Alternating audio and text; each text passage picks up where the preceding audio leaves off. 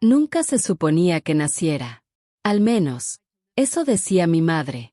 Cada discusión, cada revés, cada factura vacía en el mostrador, de alguna manera, yo era la razón. Aprendí a permanecer en silencio, a moverme suavemente, a no necesitar demasiado. Pero ni siquiera el silencio pudo hacerme invisible. Cuando cumplí 16 años, sabía exactamente que era yo en esa casa. El problema, el recordatorio, aquello que no podían arreglar. Así que me fui. Construí una vida desde cero, un trabajo estable a la vez, un pequeño acto de bondad a la vez. Y años después, cuando necesitaron a la única persona a la que habían pasado toda la vida culpando, yo todavía estaba allí, pero no como esperaban. Esta no es una historia de venganza. Trata de algo más fuerte, lo que sucede cuando el olvidado deja de pedir perdón. Nací en uno de los días más calurosos de julio, en una casa que siempre parecía demasiado pequeña para la cantidad de amargura que albergaba. Mi madre solía decir que el calor la destrozó ese verano, pero siempre me pregunté si de verdad era yo.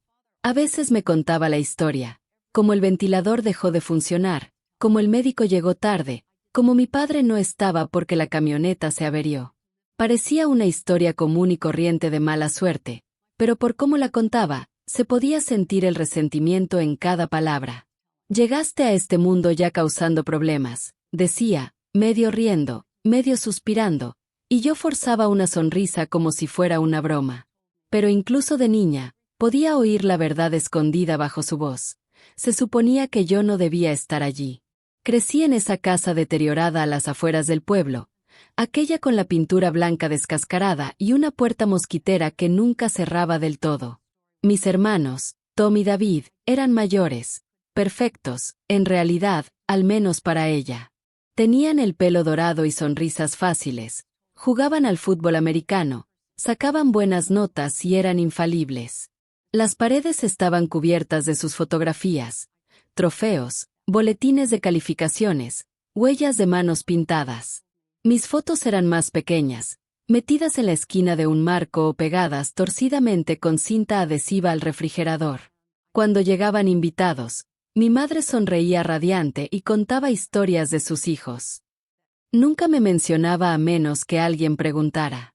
E incluso entonces, era simplemente, esa es Lidia. Ayuda. Aprendí pronto que el amor en nuestra casa no se daba por sentado, se ganaba, e incluso entonces, tenía condiciones. Mi madre tenía una forma especial de convertir la amabilidad en culpa. Si me compraba zapatos nuevos, me recordaba que el dinero no crece en los árboles. Si cocinaba algo que me gustaba, suspiraba y decía, supongo que nunca estarás satisfecha.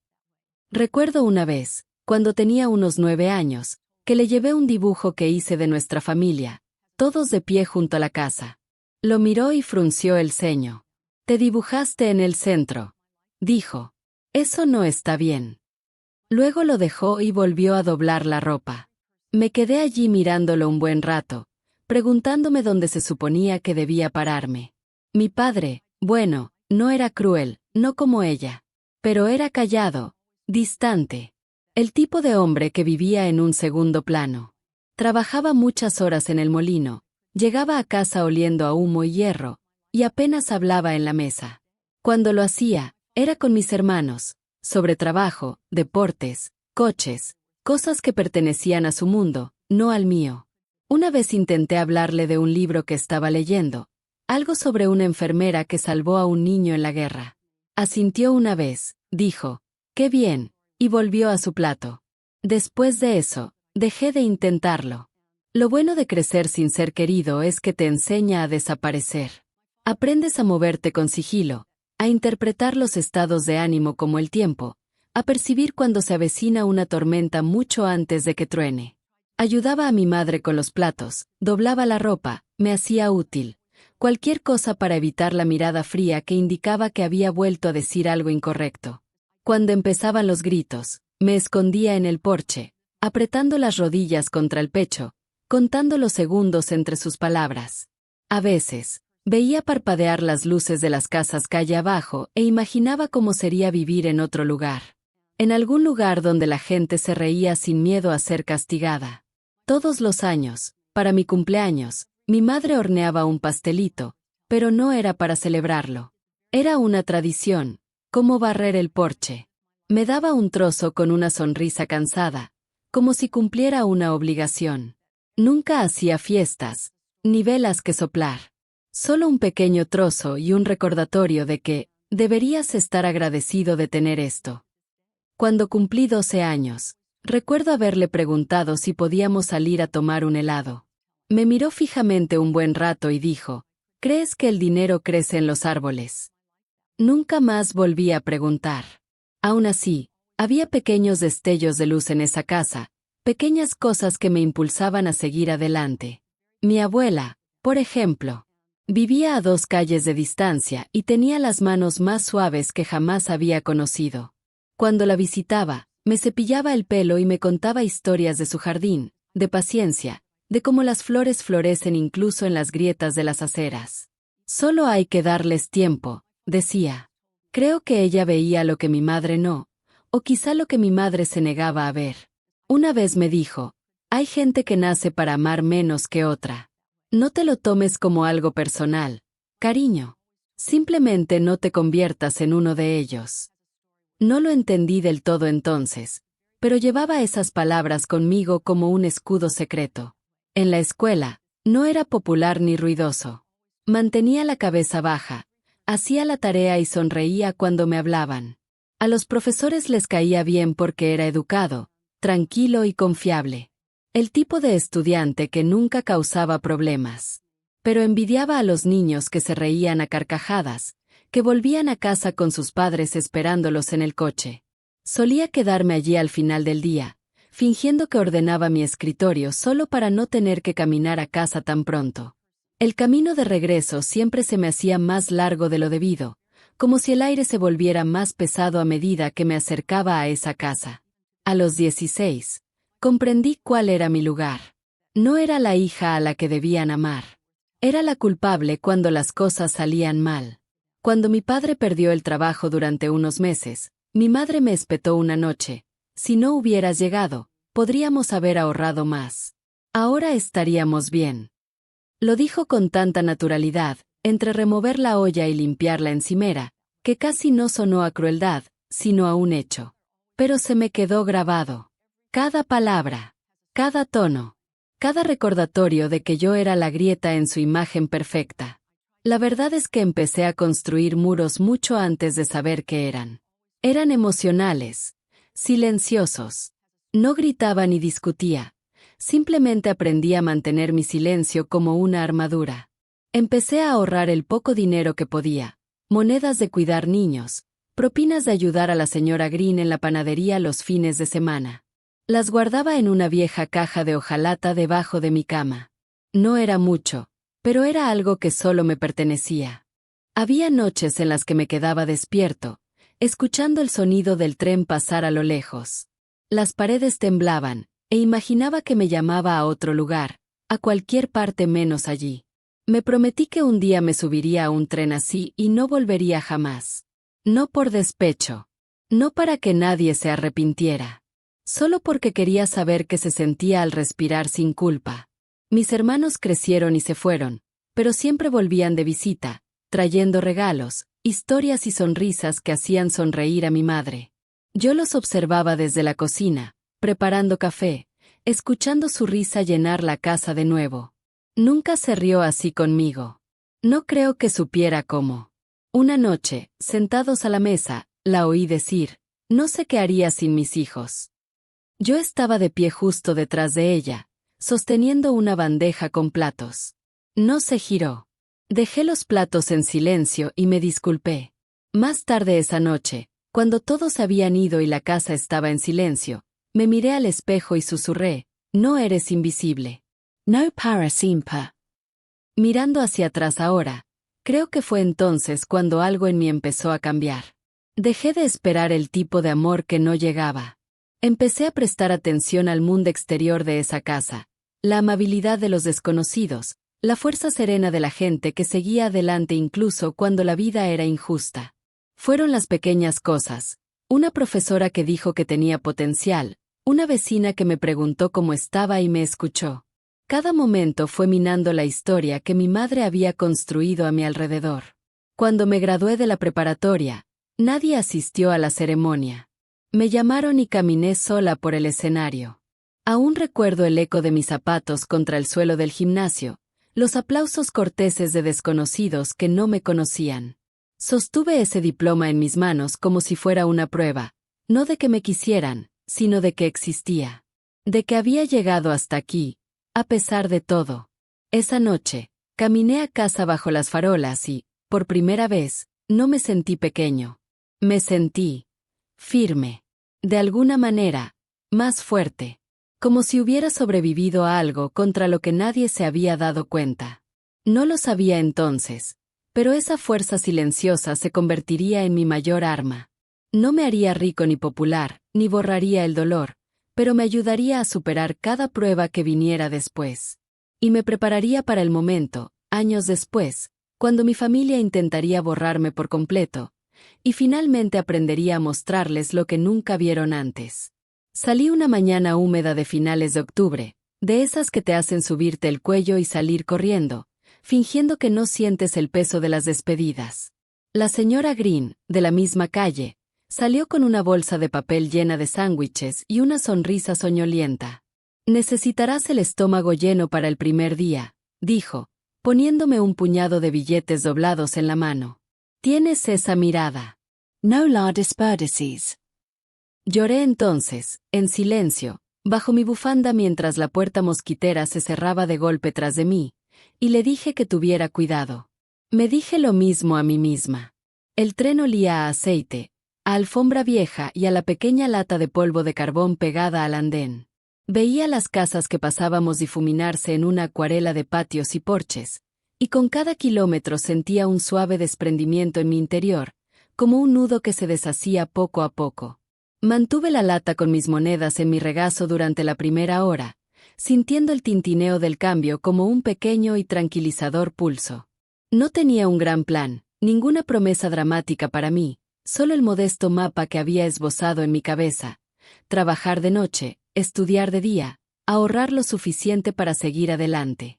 Era más sencillo que correr, más sencillo que esperar a que alguien me dijera que no me querían. Era mío. El pueblo al que me mudé olía a pino y aceite de motor. El restaurante donde encontré mi primer trabajo tenía neón en la puerta y una campana que sonaba cada vez que alguien entraba, y el dueño, un hombre llamado Sal, tenía una forma especial de tratarte como a un miembro de la familia desde el primer día. «No tenemos muchas reglas», me dijo, entrecerrando los ojos. «Ven aquí. Sé puntual. No cortes el tocino demasiado fino». Me reí entonces, con una risa discreta que casi parecía criminal. Reírme porque me permitían reírme de algo tan común. Las noches eran largas, los platos tintineaban, el café humeaba, la gramola reproducía las mismas 3 canciones sin parar, y aprendí a sincronizar mi respiración con el ritmo del lugar. Los clientes iban y venían como el tiempo. A veces un cliente habitual se quedaba a charlar durante horas. Otras veces las mesas permanecían vacías hasta que el reloj de la cocina nos decía que cerráramos. Estudié entre turnos, leyendo libros de texto de enfermería bajo las luces fluorescentes del restaurante, con las rodillas sucias de harina y las manos con un ligero olor a grasa de freír. Había noches en las que me ardían los ojos y creía quedarme dormida con un tenedor en la mano, pero las pequeñas cosas me mantenían firme. Una clienta que me dio una buena propina porque le pregunté por su artritis y la escuché. La escuché de verdad. Una compañera que compartió apuntes y se rió cuando pronuncié mal un término en latín. Los problemas de matemáticas ya no parecían trampas. Eran herramientas, formas de comprender el cuerpo y cómo ayudarlo a sanar. Cada capítulo aprendido se sentía como un ladrillo más en una casa que estaba construyendo solo para mí. La soledad me encontraba a menudo. Pero aquí era diferente. En mi antiguo hogar, la soledad había sido algo frío que se reflejaba en la voz de mi madre y en la mirada de mi padre. Aquí, era más suave, una compañera en la barra mientras lavaba los platos después de medianoche, un silencio que zumbaba mientras leía libros de la biblioteca bajo una lámpara. Al principio, Escribía cartas a casa con bastante frecuencia, en cursiva pulcra y en papel rayado, contándoles sobre el aprendizaje y la gente, sobre cómo el café del restaurante sabía mejor que cualquier otro que hubiera probado antes. Se lo contaba todo a mi abuela. Me enviaba una postal con un ligero olor a flores, y yo la guardaba doblada dentro de mi cajita de hojalata. Las cartas de mi madre eran diferentes. Llegaban en ráfagas cortas, a deshoras, con los sobres a menudo arrugados, como si los hubieran abierto y vuelto a cerrar a toda prisa.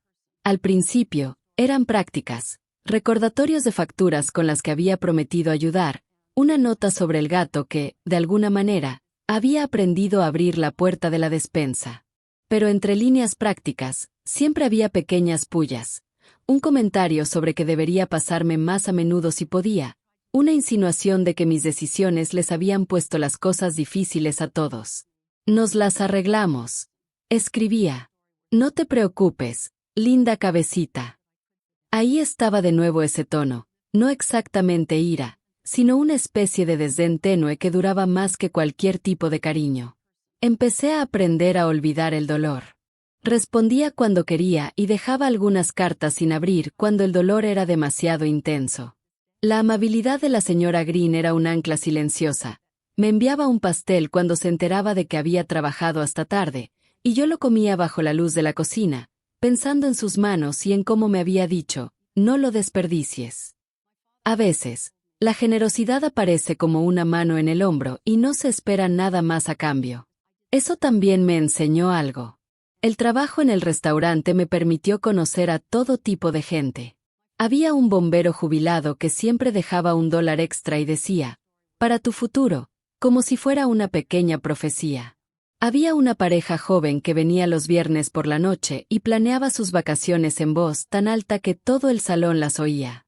Había una enfermera, mayor que yo, que dejó un volante para una clase nocturna y dijo, «Tienes las manos para ello». Prendí el volante en mi chaqueta por instinto y al mes siguiente me encontré en un aula pequeña, nervioso pero decidido, sosteniendo un estetoscopio por primera vez como si fuera un pájaro frágil. La escuela de enfermería no se parecía en nada a las películas. Era trasnochar, madrugar, el olor a antiséptico y la serena dignidad de las personas en sus momentos más débiles y honestos. Aprendí a mover a un paciente con cuidado para que no se sintiera como una tarea pesada, a sostener una mano temblorosa cuando no salían las palabras, a escribir notas claras y con sentido para alguien que las leyera a las 3 de la mañana, entre el café y el agotamiento. Hay una especie de humildad que viene con el trabajo de enfermería. Aprendes rápidamente que tu presencia puede significar más que tus palabras. Me gustaba eso. Encajaba con la persona que había estado formando, firme, útil, con una presencia serena. A veces, durante el recreo, caminaba hasta el pequeño parque junto a la escuela y me sentaba en un banco con vista al lago. El agua estaba tranquila, solo se oía el suave murmullo del viento, y cerraba los ojos y pensaba en la casa que había dejado atrás.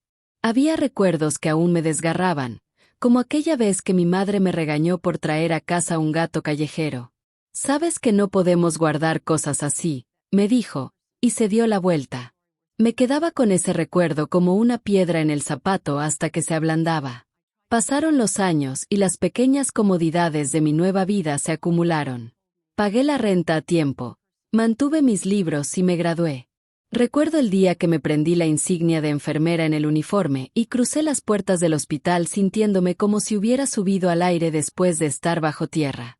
Tuve pacientes que confiaron en mí sus momentos más tranquilos. Un hombre que quería que cantara su himno favorito con los ojos cerrados, una madre que me apretó la mano con tanta fuerza que pensé que se rompería cuando llevaron a su hijo a cirugía. Esa confianza fue más valiosa que cualquier aplauso que mis hermanos recibieran. Fueron mi prueba de que yo importaba de una manera real e independiente de la aprobación de los demás. Las cartas de casa escaseaban. De vez en cuando, llegaba una postal con una nota garabateada sobre algo sin importancia. Otras veces, el silencio se prolongaba. Aprendí a vivir con él. Dicen que la ausencia enternece. En mi caso, la ausencia me fortaleció. Comprendí que los hilos que me ataban a mi antigua vida estaban desgastados, y en lugar de lamentar su pérdida, tejí nuevos lazos. Amigos que me traían guisos cuando trabajaba turnos dobles, un vecino que compartía la abundancia de su limonero, colegas que cubrían los turnos sin rechistar. Mi vida parecía más una colcha que una cuerda deshilachada. Luego, cuando mi madre enfermó, llamaron. La voz al otro lado de la línea era la de mi hermano menor, cortante y cautelosa. «Mamá no está bien», dijo. «Deberías venir». Por un instante, se despertaron mis viejos reflejos. El sendero que siempre me había llevado a casa despertó en mi pecho. Compré un billete con manos temblorosas por razones que desconocía. Quería ir porque hay una pequeña y terca parte del amor que se niega a obedecer las reglas. Quería saber si tal vez las cosas se habían suavizado, si el tiempo había desgastado los ángulos de la amargura. Llegué a una casa que olía a medicinas pasadas y alfombras descoloridas. Mi padre se movía lentamente por la cocina, más delgado que la última vez que lo vi, con las manos inseguras en tareas que antes le eran instintivas. Mis hermanos rondaban por el pasillo, con rostros de preocupación profesional. Mi madre yacía en la cama con la sábana subida hasta la barbilla, los ojos más pequeños y hundidos. Me vio al entrar, y por un instante algo cruzó su rostro, quizás sorpresa, quizás cálculo, y luego parpadeó y dijo: «Ah, estás aquí». No fue una bienvenida. Fue una observación. Hice lo que pude. Lavé los platos, le llevé el té, me senté junto a la ventana y leí en voz alta un libro que le gustaba cuando podía mantener la atención. Escuchaba a fragmentos, asintiendo a veces o entrelazando los dedos como si recordara un ritmo. La casa se movía a nuestro alrededor como un reloj con pilas viejas, con los mismos surcos y costumbres, pero con una nueva fragilidad visible en los bordes. La última carta que recibí de ella llegó una semana después de mi regreso a la ciudad, cuando ya estaba más tranquila. Era corta, la letra un poco más temblorosa que antes. «Nunca hiciste lo que debías», decía. «Te fuiste cuando te necesitábamos. Sé cómo es». No había ninguna disculpa, ninguna admisión de arrepentimiento, solo la misma afirmación de que, de alguna manera, mi presencia siempre había sido un lastre. Doblé el papel y lo guardé en el bolsillo. Sentí una pequeña y familiar opresión en el pecho, la que solía convertirse en ira. Pero esta vez, la sensación que surgió fue diferente. No era la necesidad de explicar ni de persuadir, era una aceptación suave y firme. Me quedé un rato con esa carta, dándole vueltas con el pulgar, pensando en la mano de la señora Green sobre mi hombro años atrás y en el bombero que me dejó $1 para mi futuro. Pensé en los pacientes que me habían confiado su último aliento, en la pequeña casa que había logrado mantener ordenada, en la vida que había construido, que era mía para cuidar y atesorar. La necesidad de ser perdonada por quienes se negaban a cambiar se desvaneció como una lámpara que se apaga en otra habitación. Entonces comprendí que algunas personas siempre necesitarán a alguien a quien culpar. Esa es su forma de lidiar con lo que sienten incontrolable. Yo no tenía por qué ser esa persona. La despedida final en el pequeño funeral fue silenciosa, de esas que se te quedan grabadas en la memoria y no dejan un final dramático. Llevé el vestido que compré para mi graduación, el que me hizo sentir parte de su vida. Mis hermanos leyeron algo cortés durante el servicio. Escuché y luego salí al estacionamiento cuando me tocó ir. No hubo contradicciones, ni reconciliaciones repentinas. Solo el movimiento normal y corriente de la gente. De regreso a la ciudad, doblé la carta con cuidado y la guardé en la caja de hojalata debajo de mi cama. Cerré la tapa y sentí que algo dentro de mí se desenrollaba, como un aliento que no sabía que estaba conteniendo. Irme no había sido una herida de la que esconderme. Había sido una puerta. La había atravesado y había encontrado una vida con habitaciones calentadas por mis propias manos. No me había ido para castigar a nadie. Me había ido para aprender a ser amable conmigo misma. La aceptación que sentí ese día no fue una explosión de alegría ni un alivio repentino. Fue más tranquilo, una calma como la última página de un libro largo. No me hacía ilusiones sobre lo que cambiaría en casa. La gente rara vez cambia sin elegirlo. Pero yo me había elegido, y eso marcó la diferencia. Regresé a mi vida en el restaurante, a mis clases y turnos, con una pequeña y constante alegría que se sentía como una calidez íntima. Todavía había noches solitarias, por supuesto, y momentos en que viejos recuerdos se cernían como sombras. Pero los llevaba como un chal, parte de mí, sí, pero no todo. Y en ese espacio suave y deliberado entre lo que había sido y lo que estaba construyendo, comencé a ver la forma de algo nuevo, una vida cosida a partir de pequeños actos de fe. Me llevaría más lejos que cualquier disculpa. La casita que compré estaba a las afueras del pueblo como una promesa cumplida. No era gran cosa, 2 habitaciones, un porche que recibía el sol de la tarde y un jardín que me sorprendía con una flor nueva cuando no miraba, pero era mía, en el sentido que más importaba. Recuerdo el día que firmé los papeles.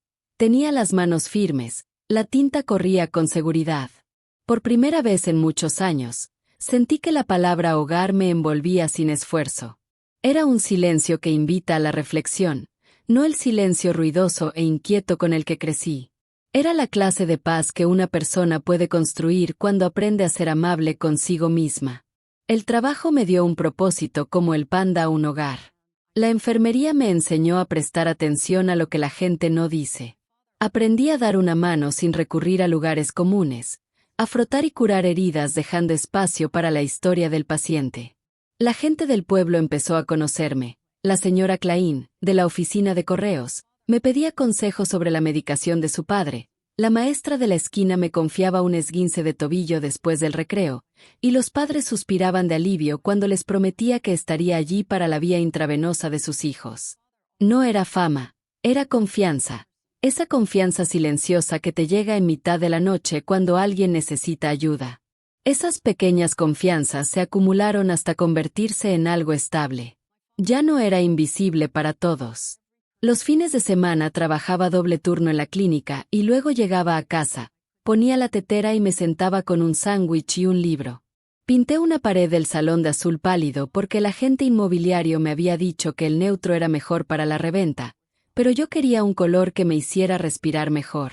Planté lavanda en la barandilla del porche porque a mi abuela le encantaba ese olor, y a veces, cuando el viento soplaba, podía ver sus manos en mi mente, moldeando la tierra.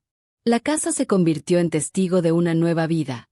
Facturas pagadas, cenas ligeras en platos desgastados, un calendario con la palabra vacaciones anotado un verano y guardado. A pesar de la silenciosa alegría, no rompí lazos del todo. Creía, como me enseñó mi abuela, que hacer el bien no significaba ser tonto. Así que seguí enviando lo que podía para ayudar con las facturas de mis padres. Nunca fue una gran suma, nunca suficiente para cubrir lujos, pero mantenía las luces encendidas y la línea telefónica funcionando en una casa que una vez fue orgullosa. Nunca lo anuncié. Dejaba un sobre en el correo con una mano normal, como quien paga una factura. Sentía una pequeña satisfacción al saber que llegaban los cheques, al oír el clic de la ranura del correo e imaginar el momento en que los leían. No lo hacía por agradecimiento. Lo hacía porque podía, y porque sentía que la amabilidad era una habilidad que finalmente había aprendido a usar.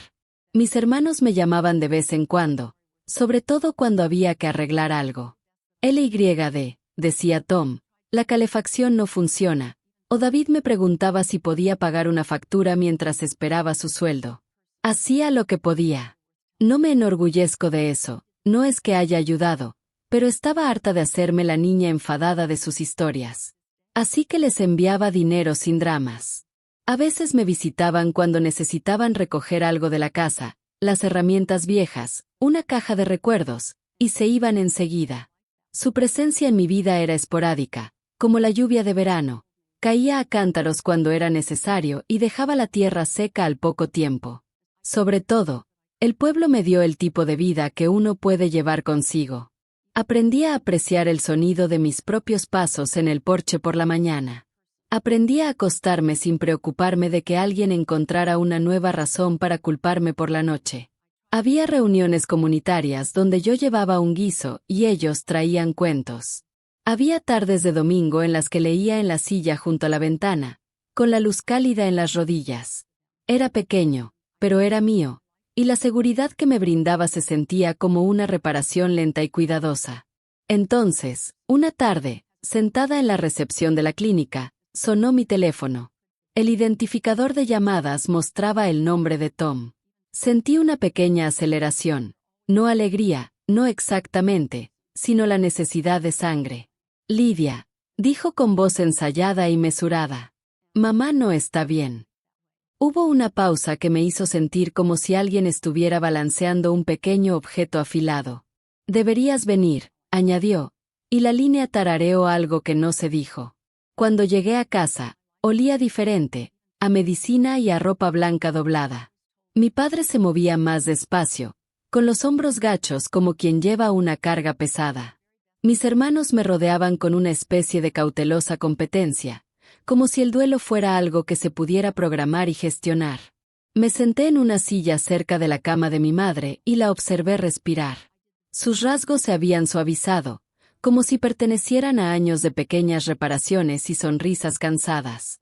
Hay cierta delgadez que acompaña a la enfermedad, un encogimiento que hace a la persona más pequeña y, curiosamente, más humana. Me notó, como se nota el clima, un reconocimiento sin ceremonias. Ah, dijo, y yo esperaba la grieta, cualquier pequeña confesión que pudiera surgir al ver a su hija de regreso. No hubo ninguna. Me sostuvo la mirada un minuto, como si evaluara lo inoportuna que me había vuelto. Viniste, dijo, como si esperara otra cosa. Sus palabras no fueron cálidas. Eran hechos, como una nota sobre la mesa. Hice lo que pude durante los días que estuve allí. Preparé té, acomodé las almohadas, leí en voz alta cuando su voz se perdía. Me senté en el silencio que siempre había habitado los rincones de nuestra casa. Durante mucho tiempo pensé que su presencia importaba en sí misma, que el simple hecho de estar allí podría apaciguar algo en su interior. Pero las personas no siempre cambian porque te quedes en su puerta. A veces solo se fijan en las cosas que refuerzan sus propias historias. Una semana después, mientras se hacían los preparativos del funeral, Tom me llamó a la cocina. Tenía la delgadez de alguien acostumbrado a dar órdenes. Hemos decidido que sería mejor que no vinieras al servicio, dijo. Sus palabras fueron cautelosas, mesuradas como una herramienta inofensiva. Sería incómodo. La frase cayó como una piedra pequeña y afilada. Por un momento sentí que volvía algo parecido al viejo nudo en el pecho, la misma opresión que me había enseñado a ser pequeña en la casa con el porche hundido. Me quedé allí sentado un buen rato después de que se fuera, con las manos agarrando una taza de café frío. La casa zumbaba a mi alrededor con sus sonidos habituales, el clic del refrigerador, el sonido apagado de un vecino cortando el césped. Pensé en el dinero que había enviado para mantener las luces encendidas, en las tardes que había pasado llevando sopa, en los años que había convertido mi vida en una bondad silenciosa. Pensé en las veces que estuve detrás de mi madre poniendo los platos en la mesa mientras ella reía con mis hermanos. Lo doloroso no fue tanto la exclusión como la forma en que selló todo lo demás en un patrón pulcro y predecible. Siempre habían tenido roles para mí: ayudante, chivo expiatorio, fondo. Nada había cambiado.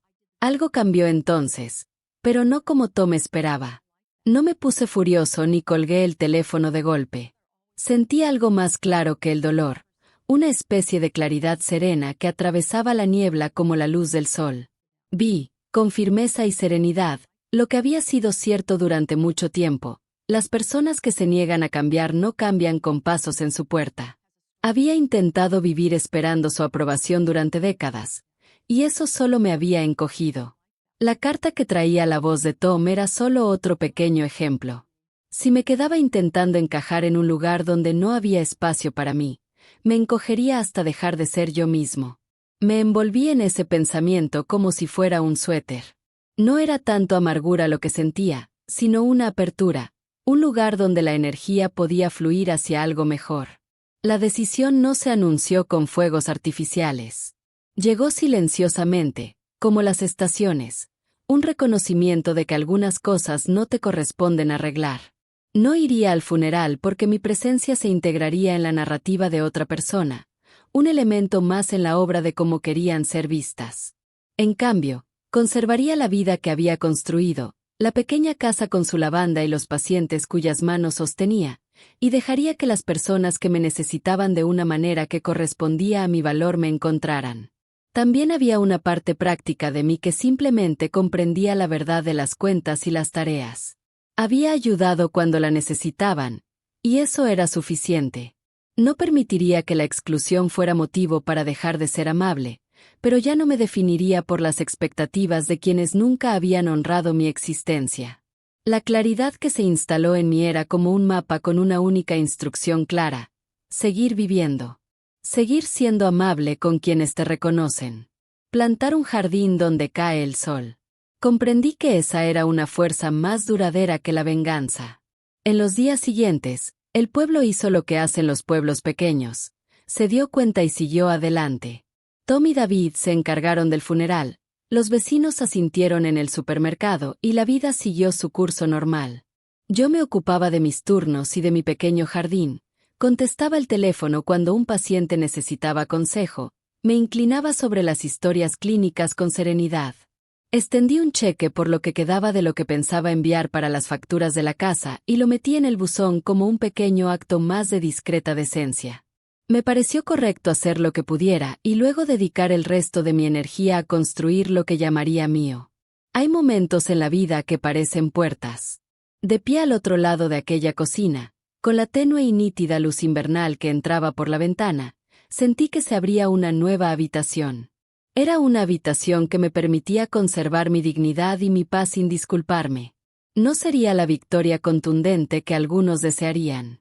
No hubo un cierre dramático, ni un ajuste de cuentas público. Pero había una firmeza en mi pecho que no había tenido antes, como encontrar por fin el nombre correcto para un sonido que has oído toda la vida. Entonces volví a mi vida, la que había estado esperando pacientemente, los pacientes que confiaron en mí, los vecinos que trajeron guisos sin pedirlos, la lavanda que necesitaba atención. Mis hermanos seguirían con sus rutinas. Yo seguiría con las mías. Ninguno de los dos estaría del todo equivocado. Simplemente, fuimos elegidos de forma diferente. Y en esa diferencia, encontré el primer espacio libre para una vida que no se dejaría moldear por las opiniones de quienes nunca aprendieron a amarme plenamente.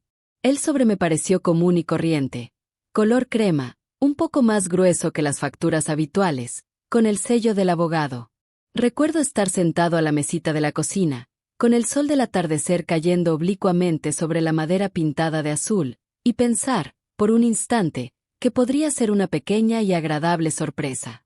Un cheque, una nota de agradecimiento, algo que se integrara en el ritmo cotidiano de mi día. En cambio, el papel que contenía parecía un telón final. Era una carta del abogado de la familia. Mantuvo un lenguaje cuidadoso y neutral, como quien quiere estar seguro de que cada I tiene sus puntos y cada T se está cruzado. Explicó el testamento con claridad, la casa, los ahorros, las pocas inversiones que mis padres tenían, todo, para ser transferido a Tom y David. Leí el párrafo 2 veces porque las palabras me resultaron extrañamente formales para un mensaje que debería haber sido tierno. Al final, con una caligrafía inconfundiblemente de mi madre, había una línea más.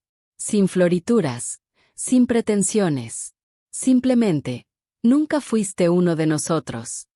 Doblé el papel por el pliegue y me senté con él un buen rato. La tetera zumbaba en la estufa y la lavanda del porche se mecía con la brisa. El mundo continuaba con sus pequeños y suaves movimientos. No lloré. La frase de mi madre era brutal en su concisión, pero había llevado esa idea en silencio durante años como una pequeña piedra en el bolsillo. La sorpresa había pasado hacía tiempo. Lo que me sorprendió, en cambio, fue la calma que sentí. No hubo un clímax dramático en la historia que abandoné de niña. En cambio, hubo una especie de cierre silencioso, no del tipo vengativo, sino del que llega cuando finalmente dejas de discutir con un hecho y simplemente lo aceptas. Me preparé una taza de té y deambulé por las habitaciones de la casa que había comprado, tocando el borde de la estantería que Henry había construido una vez, alisando la manta de la silla junto a la ventana. Había plantado esos arbustos de lavanda, había pintado esa pared azul pálido, había colgado el pequeño letrero de madera en la cocina que decía, en letras descoloridas, «Bienvenido». Nada de eso era llamativo. Eran cosas ordinarias y constantes con las que uno podía contar cuando la noche se hacía larga. Pensé en la mano de mi abuela en la tierra y en mis propias manos haciendo las camas, lavando los platos, cambiando las sábanas de un paciente en mitad de la noche. Cada pequeño gesto constante era un testimonio. Eran mi legado. Pensé también en los cheques que había dejado en el correo a lo largo de los años, las contribuciones discretas que hacía cuando las cuentas apretaban. Nunca lo había hecho para comprar favores. Lo hacía porque incluso una pequeña generosidad mantiene la luz encendida para alguien que tal vez no tenga otra. Nunca fingiría que esos sobres me habían comprado algo. No fue así. Pero eran parte de una vida que había elegido vivir, no una que me habían dado por defecto. Había una parte de mí que se sentía libre, como una ventana que se abre por primera vez en mucho tiempo. El peso de la expectativa se aflojó un poco. No podía cambiar el pasado ni la forma en que mi madre me veía. Sin embargo, podía aceptar la realidad de que lo que había construido aquí, en silencio, era real. No era menos por ser simple. Era completo porque era mío.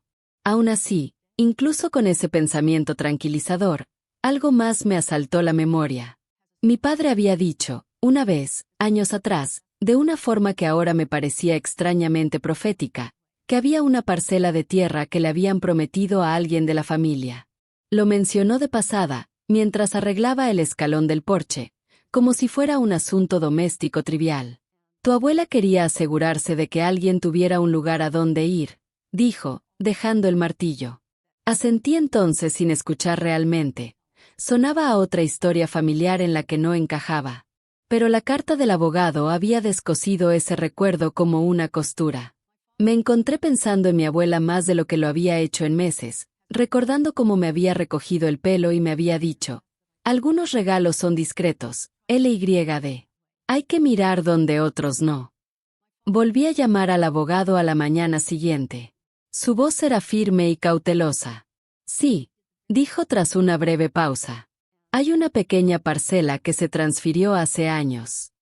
Me explicó que, antes de morir, mi abuela había gestionado la colocación de una pequeña propiedad en un fideicomiso a mi nombre. No les había interesado ni a Tom ni a David. Las pequeñas parcelas familiares rara vez entusiasman a los hermanos ocupados con asuntos más visibles. Había permanecido allí, en silencio, hasta ahora. La voz del abogado transmitía los hechos como guijarros. El terreno tenía unas pocas hectáreas al otro lado del lago, cubierto de maleza en algunos tramos, bordeado por una hilera de arces viejos. No era gran cosa en el panorama general, pero era, me recordó el abogado, innegable. Era mío. Fui en coche hasta allí la semana siguiente. El camino que pasaba por delante del molino y la tienda de piensos se estrechaba hasta convertirse en un sendero que me hacía relajar el pecho sin mi permiso. Los arces se arqueaban sobre el sendero en una especie de silencio de catedral. Cuando los árboles se apartaban, el terreno se abría como una exhalación de aire contenido, herboso, un poco salvaje, con el lago de un azul suave en la distancia. La promesa que mi abuela me había cumplido vivía de esa forma tranquila y modesta que me encogía el corazón de golpe. Había un sendero desgastado por donde habían caminado ciervos y el tocón roto de un viejo poste de cerca inclinado como un centinela. No era bonito como se hace en una revista, era honesto, y no pertenecía a nadie más que a sí mismo. Caminé lentamente por su orilla, sintiendo la tierra bajo mis zapatos y pensando en las manos de mi abuela. Imaginé, simplemente, un banco junto al agua donde alguien pudiera venir a respirar. Pensé en las mujeres que había cuidado y que nunca habían tenido un lugar tranquilo donde ir, que se sentaban en habitaciones de hospital y veían cómo el mundo seguía adelante. La tierra parecía ofrecer una pequeña promesa sin adornos, un lugar para descansar, un lugar para recordar, un lugar para comenzar.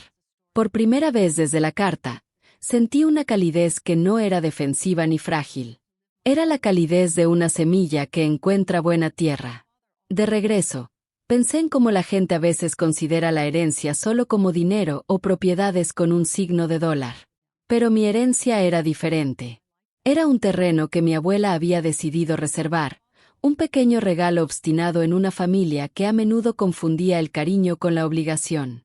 Ella había visto algo en mí que los demás no veían o no podían ver, y, discretamente, había puesto esa creencia en práctica. Era una clase de fe que no requería una declaración pública. Solo requería confianza, y al reflexionar sobre ello, sentí una ternura hacia ella que antes no me había permitido. De vuelta en casa, me senté a la mesa de la cocina y volví a extender la carta, esta vez con otra atención. Tomé notas, cosas prácticas, el teléfono del abogado, la oficina del condado a la que llamar, las medidas que indicaba la escritura. Escribí un plano. No un gran plan, sino un pequeño anteproyecto. Pensé en despejar el camino, plantar algo que atrajera abejas, tal vez construir ese banco junto al agua. Pensé en un cartel que dijera refugio o descanso, una palabra que me sonaba tierna y honesta. Mis manos se movían como si alguien finalmente me hubiera dado permiso para diseñar no solo una vida para mí, sino un lugar donde otras vidas tranquilas pudieran encontrar un poco de tranquilidad. También había una parte de mí que reía suavemente ante la ironía. Mis hermanos tenían la casa y el dinero por el que habían luchado, los trofeos visibles de la aprobación familiar. Podían entrar en esa casa heredada y pararse donde siempre lo habían hecho, asintiendo con la cabeza a los cuadros de la pared y contando las historias que los hacían quedar bien. Yo tenía algo que ellos nunca habían visto, una opción, un lugar que no mediría mi valor en asistencia ni aplausos. Era algo que sus manos no podían tomar porque mi abuela había pensado en ponerlo fuera del alcance de esos pequeños dramas. Ella me había dado más que tierras. Me había dado la oportunidad de definir lo que significaba un legado para mí. El pensamiento se asentó como polvo que encuentra su lugar en una habitación soleada. No sentí la chispa de odio ni el triunfo que podría haber esperado. En cambio, sentí un placer constante y silencioso al saber que alguien, alguna vez, me había visto como algo más que una falla en su historia. Fue suficiente para dar forma a lo que vino después. Doblé los papeles con cuidado y los guardé en la caja de hojalata debajo de mi cama, junto a las postales de mi abuela. La casa zumbaba a mi alrededor con esa tranquilidad que había aprendido. Afuera, la lavanda se mecía como si estuviera de acuerdo. Esa noche dormí con una especie de entusiasmo sereno. No de ese entusiasmo febril que te quema y deja remordimientos, sino de ese que te hace despertar temprano y acercarte a la ventana con curiosidad por ver qué harás a continuación. La carta y el terreno me habían dado una nueva posibilidad que considerar, una forma de convertir algo destinado a la ganancia o al espectáculo en un acto silencioso de generosidad. Soñaba con bancos, senderos y pequeñas reuniones donde la gente pudiera venir y sentirse acogida. Al entrar la luz de la mañana por las cortinas, hice una lista de pequeñas cosas por hacer. Llamar al condado, hablar con el abogado, volver a visitar el lugar con una cinta métrica. Y entre lo práctico y la serena imaginación, sentí un nuevo rumbo. La herencia, con la crueldad descarnada de mi madre y la generosidad silenciosa de mi abuela, me había enseñado una lección. A veces, pertenecer no es algo que esperas, es un lugar que decides construir. El mapa era sencillo, y mis manos estaban listas. La primera vez que recorrí toda la extensión de aquella pequeña parcela junto al lago, me dejé llevar lentamente, como si la tierra mereciera un saludo atento. Los arces formaban un arco fresco sobre el sendero y las flores silvestres mecían sus cabezas con la brisa del atardecer como un pequeño aplauso privado. Había algo en la quietud que se sentía como estar envuelto en un chal viejo, familiar, seguro y lo suficientemente grande como para contener lo que viniera después. Me quedé allí un buen rato, con las manos en los bolsillos, y pensé en la suave voz de mi abuela diciendo, para quien necesite un lugar donde descansar. Supuse que entonces se había preocupado por el tipo de cansancio que es más profundo que el cuerpo. Había conocido a gente como yo que necesitaba un trozo de tierra para respirar, y había puesto esa creencia en práctica cuando otros veían algo más llamativo. La tierra necesitaba trabajo, ese tipo de trabajo honesto y tenaz que no sale en los titulares, solo remueve la tierra y deja que la maleza crezca. Empecé con tareas pequeñas y constantes. Abrí un camino hacia el agua con una pala prestada y mis propias manos, moviéndome a un ritmo que me resultaba cómodo. Encontré postes viejos para cercas y decidí que servirían como marcadores, y planté lavanda donde las manos de mi abuela la habrían querido. Reparé lo que estaba roto y dejé lo que parecía correcto silvestre. Apareció un banco donde la hierba se unía al lago, algo sencillo, hecho con madera recuperada que me dio un vecino.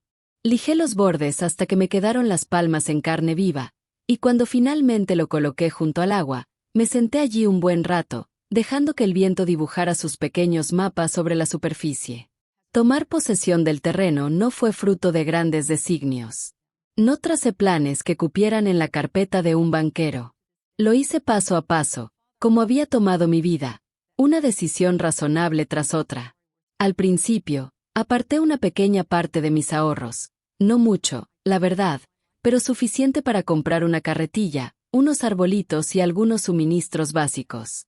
Hubo momentos en que el dinero escaseaba. Equilibraba las facturas y algún que otro gasto inesperado en la clínica. Pero descubrí que el ahorro, practicado con generosidad, te sostiene para lo que tu corazón pide. Me levantaba temprano los sábados, salía con un termo de café y trabajaba hasta que empezaba a amanecer. A menudo, alguien del pueblo pasaba en coche, reducía la velocidad, con las ventanillas bajadas hasta la mitad, y me preguntaba si necesitaba ayuda. Más de una vez, aparecían brazos fuertes para levantar un tronco o plantar una hilera de flores silvestres. Era como si la comunidad reconociera la tranquilidad del proyecto y quisiera formar parte de él. La idea de un retiro para mujeres que se habían distanciado de sus familias surgió en mí lentamente, como una marea que encuentra la orilla. Primero pensé en mí misma y en cómo la tierra había aliviado algo que sentía profundamente. Luego pensé en pacientes que habían contado partes de sus historias en el silencio entre latidos.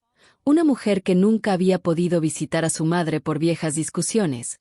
Una hija que había sido avergonzada por tomar decisiones diferentes. Pensé en cómo curamos las heridas en una carrera, con constancia, sin ostentación, escuchando más que hablando. Me pareció razonable y correcto ofrecer esa misma calma a los demás. Así que comencé a esbozar cómo sería un pequeño retiro, unas cuantas cabañas sencillas, sin adornos, solo camas cómodas y edredones cálidos, una cocina común donde la gente pudiera preparar té y contar las historias que necesitara, y un círculo de bancos donde pudiéramos sentarnos y expresar lo que sentíamos sin disculparnos. ¿No es un poco elevado para ti, Lidia?, me preguntó mi vecina Joan la primera vez que le expliqué la idea tomando un café. Había sido una de las primeras en ofrecer herramientas y un almuerzo caliente cuando salí a limpiar el camino. Estás hablando de arreglar el corazón de la gente. Sonreí y dije, no estoy arreglando nada. Estoy ofreciendo un lugar. Para mí era importante que la idea siguiera siendo simple. Un lugar para descansar, dormir, recordar, no una clínica de milagros. Al principio, contacté discretamente, a través de colegas en quienes confiaba, un pastor que sabía cómo tejer una red de voluntarios y algunos amigos de la escuela de enfermería que creían en pequeños y sensatos gestos de cariño.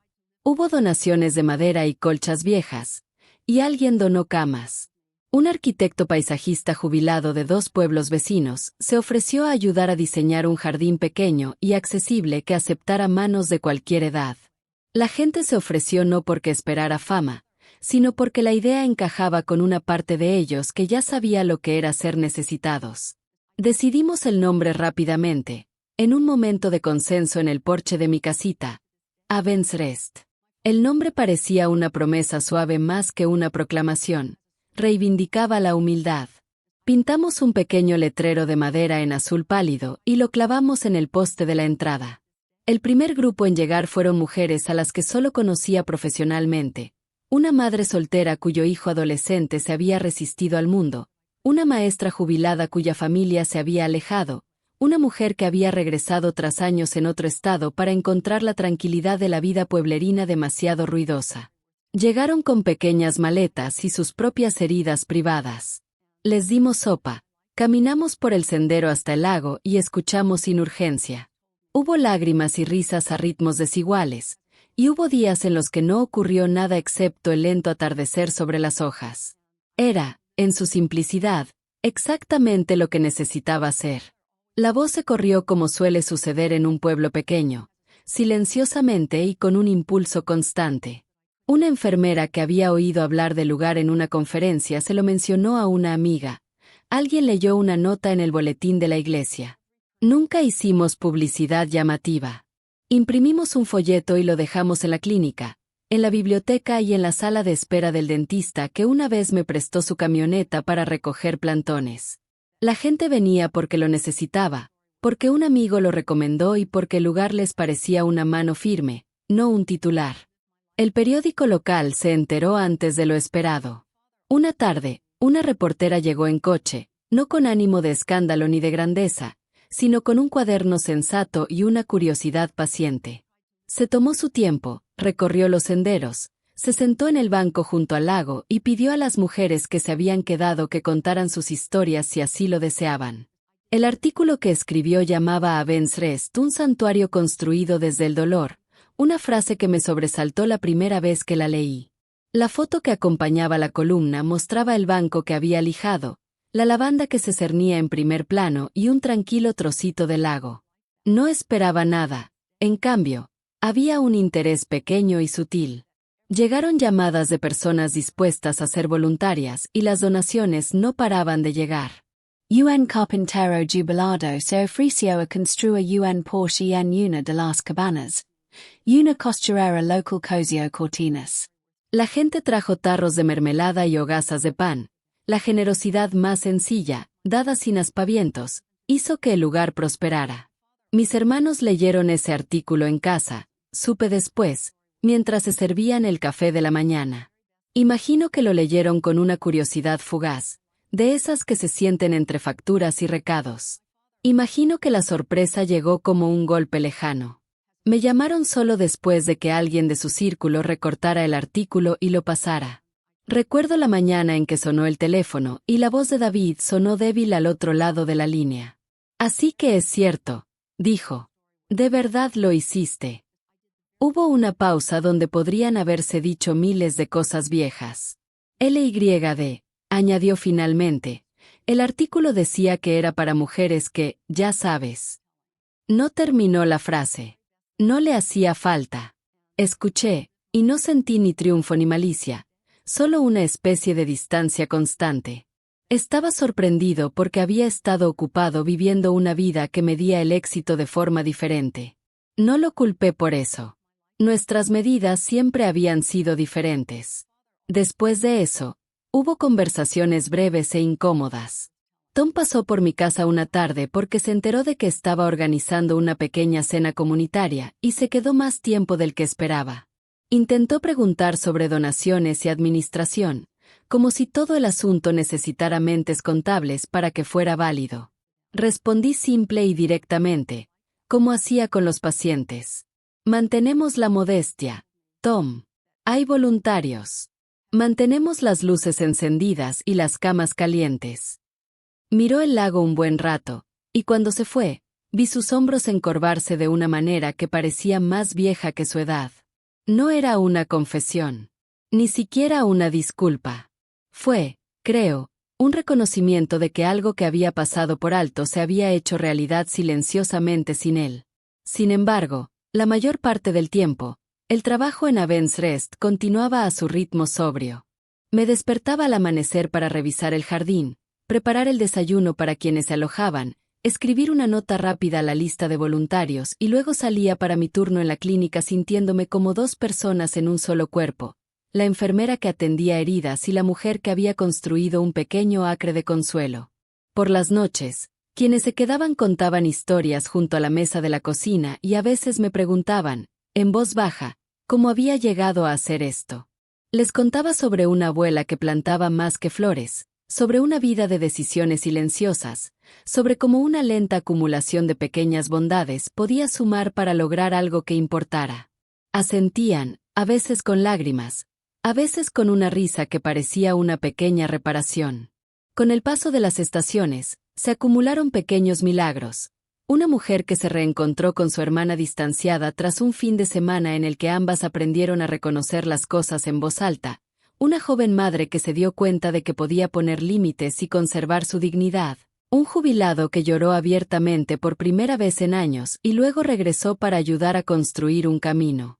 El lugar no lo solucionó todo. La gente se fue con los puntos aún sensibles. Pero se fueron más firmes, con una pequeña herramienta que seguir adelante. Para mí, ver eso fue una recompensa más honesta y más reconfortante que cualquier aplauso. Y así, la tierra que mi abuela había reservado discretamente se convirtió en exactamente lo que ella podría haber deseado, un espacio donde la gente pudiera venir a descansar, a recordar y a armarse de valor para lo que viniera después. No se me escapó la ironía de que una parcela depositada en secreto se hubiera convertido en algo inocultable. Pero me gustaba su tranquilidad. Me gustaba cómo el trabajo se sentía como la verdad vivida en la madera y la lavanda, en las conversaciones nocturnas y en un banco junto al agua. Los periódicos llamaban la atención por un momento, los teléfonos sonaban, las viejas voces tanteaban los límites, pero al anochecer el lugar volvía a su propósito, la gente llegaba, las hojas susurraban y el lago sostenía el cielo como si ese siempre hubiera sido su trabajo. Llegó un martes, de esos días en los que el cielo no se decide si lloverá o brillará. Estaba sentada en el porche de Avens Rest, doblando sábanas con un ligero olor a lavanda, cuando el cartero llegó por el sendero de grava. Me saludó con la mano, como siempre, y me entregó un fajo de sobres cuidadosamente atados con una goma elástica. La mayoría eran cosas comunes. Notas de donación, una tarjeta de agradecimiento de un antiguo huésped, una factura de suministros. Pero uno destacaba, de color crema, con mi nombre escrito a mano, una letra que reconocí al instante, incluso después de tantos años. Era el de Ellen, la esposa de mi hermano David. Le di la vuelta 1, 2 veces. El sello era sencillo, nada sofisticado, pero algo pesaba. No lo abrí enseguida. Lo puse en la mesita de madera junto a mi mecedora y seguí doblando la ropa de cama. He aprendido que a veces el corazón necesita un momento para prepararse, incluso para la bondad. Sobre todo para la bondad. Cuando por fin abrí el sobre, la carta que contenía era corta, quizá de media página. El papel olía ligeramente a perfume, del que usaba mi madre. Leí las palabras lentamente, recorriendo cada línea con la mirada como si fueran a desaparecer si leía demasiado rápido. Hiciste algo bueno, Lydia. Lamento cómo te tratamos. Eso fue todo. Sin explicaciones, sin historias que suavizaran lo sucedido, solo esas 2 frases, escritas con una mano ligeramente temblorosa. Durante un largo instante, permanecí inmóvil, dejándolas reposar.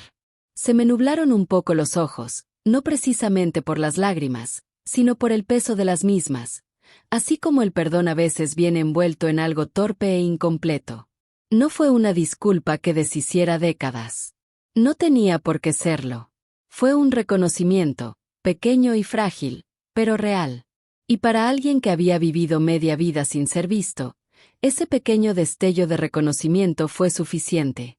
Doblé la carta con cuidado, alisándola por el doblez, y la metí dentro de la vieja Biblia de mi abuela, la que me había regalado cuando tenía 12 años. Entre sus páginas había flores prensadas, fotografías antiguas y algunos fragmentos de notas manuscritas que había dejado.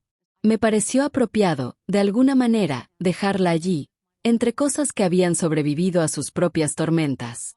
Afuera, la luz había cambiado.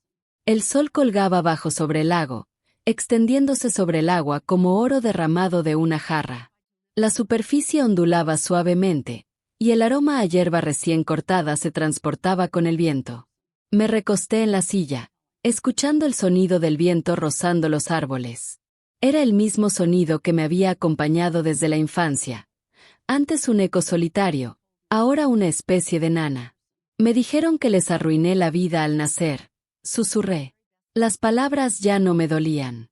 Salieron suaves, casi como si las estuviera diciendo por última vez, dejándolas para siempre. Sonreí, pequeña pero sincera. Pero construí una que vale la pena vivir, sin su permiso. La verdad de eso llenó el aire a mi alrededor, suave, firme y segura. Durante la mayor parte de mi vida, intenté comprender por qué no era suficiente para ellos. ¿Por qué, sin importar lo que hiciera o lo bien que intentara hacer, el amor nunca regresaba como yo lo daba? Pero mientras veía cómo el sol se ponía, Comprendí que tal vez nunca se trató de ser suficiente. Tal vez se trató de aprender que ya lo era, mucho antes de que nadie lo viera. Las tablas del porche crujieron bajo mis pies al levantarme y acercarme a la barandilla. Desde donde estaba, podía ver las cabañas de Avensrest, el pequeño sendero que bajaba al agua y el jardín, floreciente y radiante bajo la luz mortecina. Algunos invitados estaban allí, sentados juntos cerca de la hoguera. Sus voces eran un suave zumbido bajo el canto de los grillos. Podía ver cómo se inclinaban el uno hacia el otro al hablar, cómo la risa y las lágrimas parecían coexistir. Entonces lo comprendí. Así era la sanación. No borrar el dolor, no fingir que el pasado no había sucedido, sino construir algo completo a pesar de ello. La tierra de mi abuela se había convertido en algo más que un refugio. Se había convertido en un espejo que mostraba a las personas que las partes de sí mismas que creían arruinadas aún podían florecer de nuevo. Observé cómo una de las mujeres, una maestra que había venido a quedarse después de que su familia la abandonara, se agachó y cogió un ramo de flores. La sostuvo contra su pecho y sonrió. Ese pequeño y sencillo gesto me hizo sentir un nudo en la garganta. Todo, los años de silencio, las cartas que nunca llegaron, las cosas que me arrebataron, me había llevado a esto. Una vida que por fin era mía, vivida a mi manera, rodeada de una paz que no necesitaba la aprobación de nadie para existir. A veces, pienso en lo que diría mi madre si pudiera verlo todo ahora. No me imagino disculpas. Nunca fue así. Pero tal vez, solo tal vez, vería que la hija a la que una vez culpó se había convertido en alguien que se negaba a transmitir ese dolor a sus hijos. Tal vez vería que yo había tomado todo lo que ella consideraba una debilidad, la dulzura, la paciencia, el perdón, y había construido un hogar a partir de ello. El cielo se tornó de un dorado más intenso y el viento traía el aroma del lago, limpio y familiar. Cerré los ojos un momento, simplemente escuchando. A lo lejos, una paloma arrullaba desde los árboles, lenta y constante, como si el mundo mismo exhalara. Pensé en la joven que había sido a los 18 años, maleta en mano, alejándome de una casa que nunca se sintió como un hogar. Pensé en todas las noches que pasé preguntándome si alguna vez encajaría en algún lugar. Y ahora, de pie en esta tierra, mi tierra, me di cuenta de que había pertenecido siempre. Solo que no donde me dijeron que debería estar. La noche se asentó suavemente, como una manta sobre los hombros. Los invitados comenzaron a entrar, uno a uno, hasta que el patio volvió a quedar en silencio. Me quedé afuera un rato más, viendo cómo la última luz se desvanecía en el horizonte. No hubo una gran revelación, ningún trueno de cierre, solo la firme y suave certeza de que finalmente había cerrado el círculo. La carta en la Biblia permanecería allí, no como prueba, sino como recordatorio. No es que lo lamentaran, sino que ya no los necesitaba. La vida tenía una forma de equilibrar las cosas, no con venganza ni espectáculo, sino con la verdad serena. Y en esa verdad, había encontrado algo mejor que la victoria. Había encontrado la paz. Al caer la noche, apagué la luz del porche y me senté una última vez antes de entrar. El viento arreció de nuevo, trayendo el tenue aroma de las flores silvestres que crecían junto al sendero. Las miré, sus pétalos moviéndose y brillando en la oscuridad, y sentí la cosa más pequeña y hermosa, la libertad. No del tipo ruidoso que la gente publica. No del que gritas a los cuatro vientos o usas para demostrar algo. Del tipo silencioso que te llevas dentro, el que surge al saber que has dejado de correr, de complacer, de esperar permiso. Estoy bien, susurré, casi sin querer. Y así fue. La cámara se desvanecería, quizás, ante el reflejo del atardecer en el agua, un dorado profundo y ondulante. Una suave nota de piano persistiría, lenta y tierna, mientras la escena se alejaba para mostrar a Avensrest brillando con la última luz del día. Y si alguien me preguntara cómo terminó todo, diría esto: no terminó con venganza ni con revancha. Terminó con una mujer que aprendió que a veces lo más poderoso es vivir bien, tranquila, firme y hermosamente, incluso cuando nadie pensó que pudiera. Me dijeron que arruiné sus vidas al nacer. Pero construí uno que vale la pena vivir. Y esta vez, No necesité el permiso de nadie para hacerlo. Si esta historia te conmovió, no olvides darle a me gusta, compartirla y suscribirte. Cada historia nos recuerda que incluso en el dolor, hay poder, y a veces, la paz es la justicia más dulce.